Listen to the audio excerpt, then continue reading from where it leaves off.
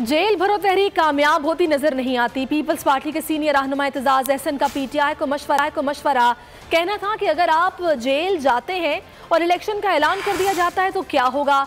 बोल के प्रोग्राम ऐसे नहीं चलेगा में गुफ्तगू करते हुए कहा कि अगर पीटीआई के 140 मेंबर्स असेंबली में होते तो उनकी एक आवाज होती। ये तो मुझे कामयाबी में भी नाकाम नजर आती है। जेल में ले जाते हैं आप अपने काडर, फ़ाल काडर को और लीडरशिप को, और वहाँ बाहर इलेक्शन शेड्यूल अनाउंस कर देती है। इलेक्शन कमीशन और चीफ इलेक्शन कमिश्नर की एक हॉस्टिलिटी तो है।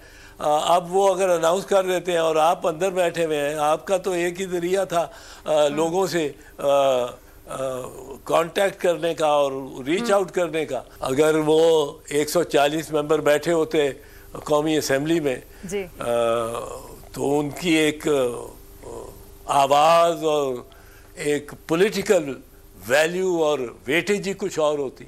इसमें मेरे ख्याल में कोई गुंजाइश नहीं है 90 डेज के बारे में। आइन तो बड़ा क्लियर है। वक्त का तकाजा अब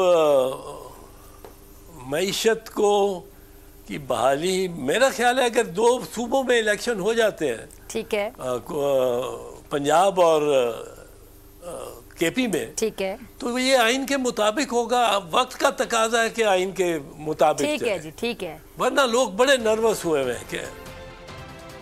वज़ीर इत्तलात सिंध शर्जील मेमन ने इमरान खान